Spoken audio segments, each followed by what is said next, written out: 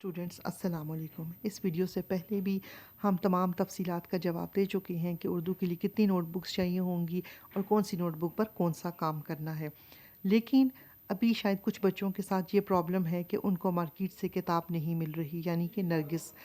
لیکن آپ یہ دیکھیے کہ اگر آپ بک کے آنے کا ویٹ کریں گے تو آپ کا کام نہیں ہو سکے گا اور وہ آپ پیچھے رہ جائیں گے، اور یہ ہم بالکل نہیں چاہتے۔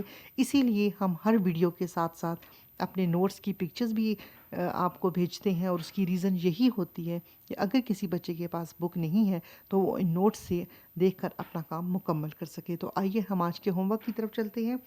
آج کا جو ہوم ورک ہے وہ نظم ہم کے مشقی سوالات ہیں۔ سوال نمبر 1، 4 اور 5 صفحہ نمبر 5 پر موجود ہیں۔ یہاں پر ایک بات کی مزید وضاحت کی ضرورت ہے کہ آپ سوچ رہے ہوں گے کہ ہم نے سوال نمبر 2 اور 3 کیوں چھوڑ دیا۔ اس کی ایک وجہ یہ ہے کہ جو اس نظم یعنی کہ حمد میں شاعر کی خیالات ہیں وہ دہرائی جا رہے ہیں، تو اس لیے ہم نے صرف وہ سوالات لیے ہیں جس میں کوئی اہم بات پوچھی گئی ہو۔ تو آئیے دیکھتے ہیں کہ وہ کون کون سے سوالات ہیں۔ سب سے پہلا سوال ہے، اس حمد کے شاعر کون ہیں؟ اس کا جواب ہے، اس حمد کے شاعر محمد اسماعیل میرٹھی ہیں۔ سوال نمبر 4، جیسا کہ میں نے آپ کو بتایا تھا کہ ہم نے سوال نمبر 2 اور 3 چھوڑ دیا ہے۔ ہم کے دوسرے بند میں لوگوں کے کس وہم کا ذکر ہے جو اللہ تعالیٰ پر یقین کرنے والوں کو نہیں کرنا چاہیے؟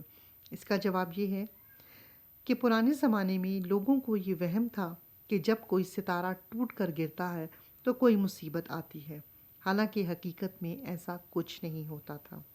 سوال نمبر 5 ہے، ہم کے دوسرے اور تیسرے بند میں کن جگہوں کا ذکر ہے جہاں سے گزرتے ہوئے اکثر لوگوں کو ڈر محسوس ہوتا ہے؟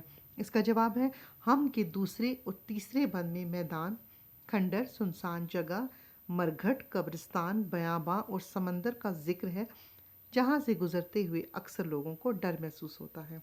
مجھے امید ہے کہ وہ تمام بچے جن کے پاس بک ہے یا نہیں ہے، دونوں صورت میں آپ ہمارے ان نوٹس سے فائدہ اٹھائیں گے۔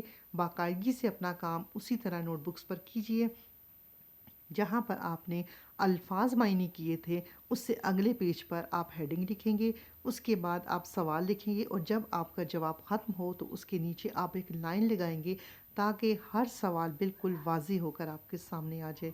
مجھے امید ہے کہ آپ میری تمام ہدایات پر عمل کریں گے۔ باقاعدگی سے ہمیں اپنی پکچرز بھیجتی رہیے۔